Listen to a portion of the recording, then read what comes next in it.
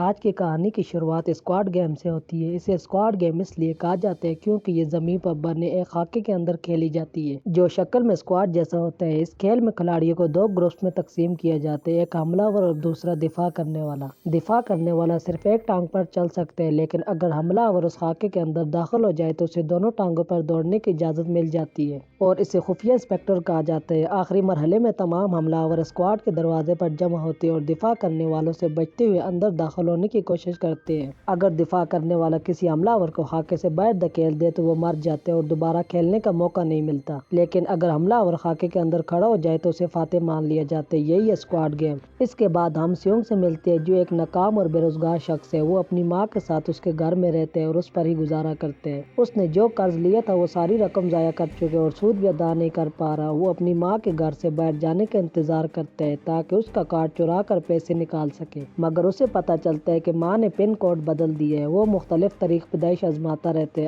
آخر کار وہ اپنی بیٹی کی تاریخ پیدائش ڈالتے ہیں اور پیسے نکل آتے ہیں۔ وہ یہ پیسے گھوڑے کی دوڑ پر لگا دیتے ہیں اور پہلی بار زندگی میں جیت جاتے ہیں۔ خوشی میں استقبالیہ پر کام کرنے والی لڑکی کو ٹپ دیتے ہیں، مگر بدقسمتی سے ایک جیب کترے سے ٹکرا ہو جاتا ہے اور اس کے سارے پیسے چوری ہو جاتے ہیں۔ قرض خواہ اسے پکڑ لیتے ہیں، مار پیٹ کرتے ہیں اور اس سے زبردستی ایک کاغذ پر دستخط کروا لیتے ہیں تاکہ اگر اس نے قرض ادا نہ کیا تو اس کے اعضاء نکال لیے جائیں گے، یہاں تک کہ اس کے گردے بھی۔ وہ مجبوری میں دستخط کر دیتے ہیں۔ سیونگ اپنی بیٹی کے لیے تحفہ خریدنے کی کوشش کرتے ہیں مگر ناکام رہتے ہیں۔ آخر کار ایک بچے کی مدد سے ایک بند تحفہ جیت لیتے ہیں۔ وہ تحفہ اپنی بیٹی کو دیتے ہیں جو ایک کھلونا پستول نکلتا ہے۔ بیٹی خوش ہو جاتی ہے، اس کے باپ نے کچھ تو لایا مگر وہ کھلونا واپس لے لیتے ہیں تاکہ وہ خود کو نقصان نہ پہنچائے۔ وہ وعدہ کرتے ہیں کہ اگلے سال بڑے تحفے لائے گا۔ بعد میں اسے پتہ چلتا ہے کہ اس کی سابقہ بیوی اپنی نئی شادی اور بیٹی کے ساتھ امریکہ منتقل ہو رہی ہے۔ یہ سن کر وہ ٹوٹ جاتے ہیں۔ ماں اسے حوصلہ دیتی ہے کہ اگر وہ بیٹی کی تحویل چاہتے ہیں تو اسے پیسے کمانے ہوں گے۔ رات بھر وہ سو نہیں پاتا اور آخر کار اس آدمی کے دیے ہوئے نمبر پر فون کر دیتے ہیں۔ اسے ایک جگہ بلایا جاتا ہے۔ گاڑی میں بیٹھتے ہی بے ہوش کرنے والی گیس چھوڑ دی جاتی ہے اور وہ سو جاتے ہیں۔ آنکھ کھلتی ہے تو وہ ایک بڑے ہال میں ہوتے ہیں، سب ایک جیسے کپڑوں میں اور اس کے کپڑوں پر نمبر لکھا ہوتا ہے۔ وہاں سب قرض میں ڈوبے لوگ ہوتے ہیں۔ وہ ایک بوڑھے آدمی سے ملتے ہیں جو بتاتا ہے کہ اسے دماغ کا ٹیومر ہے اور اس کے پاس کھونے کو کچھ نہیں۔ ماسک پہنے ہوئے لوگ آتے ہیں اور بتاتے ہیں کہ سب کو 6 دن میں 6 کھیل کھیلنے ہوں گے اور جو جیتے گا اسے بہت بڑی رقم ملے گی۔ وہ معاہدہ دکھاتے ہیں جس میں لکھا ہوتا ہے کہ کھیل چھوڑنے والا باہر ہو جائے گا اور اگر اکثریت چاہے تو کھیل ختم ہو سکتے ہیں۔ پہلا کھیل شروع ہوتا ہے۔ لال بتی سبز بتی۔ ایک بڑی گڑیا حرکت پر نظر رکھتی ہے، جو بھی حرکت کرتا ہے اسے فوراً مار دیا جاتا ہے۔ اچانک خون بہنے لگتا ہے، لاشیں گرنے لگتی ہیں اور کھلاڑی خوف سے بھاگنے لگتے ہیں مگر سب مار دیے جاتے ہیں۔ سیونگ گرتے گرتے بچ جاتے ہیں کیونکہ ایک آدمی علی اسے پکڑ لیتے ہیں۔ وہ دونوں لائن پار کر لیتے ہیں، جو نہ کر پاتے سب مار دیے جاتے ہیں۔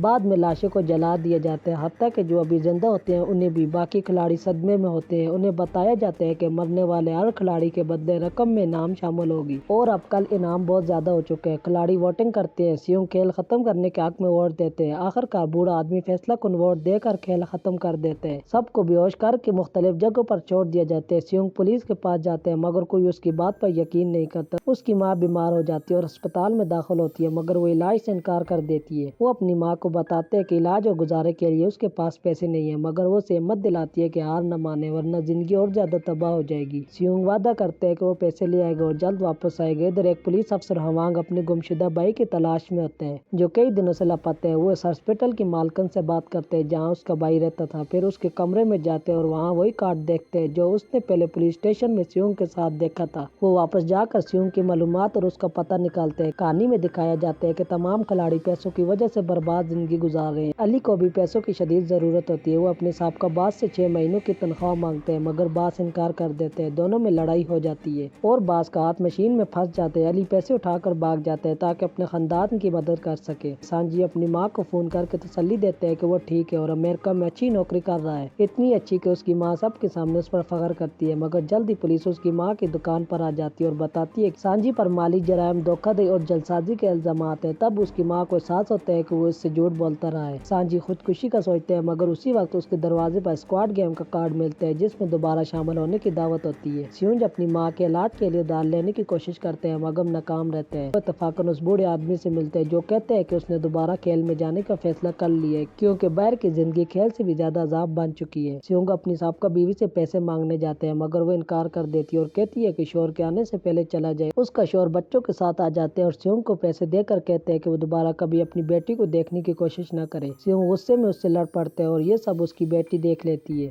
بعد میں ہوانگ سیونج کے گھر آتے ہیں اور اس سے کارڈ کے بارے میں پوچھتے ہیں، مگر سیونج مدد سے انکار کر دیتے ہیں۔ گھر کے اندر جا کر وہ دیکھتے ہیں کہ اس کے دروازے پر بھی اسکواڈ گیم کا کارڈ لگا ہوا ہے۔ تمام کھلاڑی دوبارہ کھیل میں واپس آ جاتے ہیں۔ اس بار ہوانگ چپکے سے ان کا پیچھا کرتے ہیں۔ ایک لڑکی کانجی گیس سے بے ہوش نہیں ہوتی اور ہوش میں رہتی ہے۔ ہوانگ بندرگاہ تک ان کا تعاقب کرتے ہیں، جہاز میں چھپ جاتے ہیں، ایک محافظ کو مار کر اس کا لباس پہن لیتے ہیں اور کھیل کے عملے میں شامل ہو جاتے ہیں۔ کھیل دوبارہ شروع ہوتا ہے۔ اس بار 187 کھلاڑی ہوتے ہیں۔ سیونج، سانجی اور علی دوبارہ ملتے ہیں اور ایک ٹیم بنانے کا فیصلہ کرتے ہیں۔ بوڑھا آدمی بھی ان کے ساتھ شامل ہو جاتے ہیں۔ کانجی باتھ روم کے راستے وینٹیلیشن میں جا کر خفیہ طور پر جگہ کا جائزہ لیتی ہے اور دیکھتی ہے کہ باورچی خانے میں چینی پگھلائی جا رہی ہے۔ دوسرے دن ناشتہ دیا جاتا ہے۔ سانجی دودھ پینے سے انکار کرتا ہے، جس پر بوڑھا آدمی بتاتا ہے کہ وہ بھی بچپن میں اپنے بیٹے کو مارتا تھا کیونکہ اسے دودھ پسند نہیں تھا۔ دوسرا کھیل شروع ہوتا ہے، جس میں کھلاڑی کو مختلف شکلوں والے دروازے چننے ہوتے ہیں۔ بعد میں پتہ چلتا ہے کہ یہ کھیل چینی کی بنی ہوئی ڈلگونا مٹھائی کا ہے، جس پر بنی شکل کو سوئی سے نکالنا ہوتا ہے۔ سیونج کو سب سے مشکل شکل ملتی ہے چھتری۔ وہ اپنی عقل سے مٹھائی کو زبان سے گیلا کر کے کامیاب ہو جاتا ہے۔ اسی دوران ایک کھلاڑی محافظ سے بندوق چھین لیتے ہیں، مگر آخر کار مر جاتا ہے۔ قائد اعلان کرتے ہیں کہ کسی بھی محافظ کی شناخت ظاہر ہوئی تو اسے فوراً مار دیا جائے گا۔ کھانے کی کمی کی وجہ سے کھلاڑی ایک دوسرے کو مارنا شروع کر دیتے ہیں۔ رات کو مکمل قتل عام مچ جاتا ہے، جسے بوڑھا آدمی روکنے کی درخواست کرتے ہیں۔ آخر کار کھیل کے ملازمین مداخلت کر کے سب کچھ روک دیتے ہیں۔ بعد میں تیسرے کھیل کا اعلان ہوتا ہے، رسا کشی۔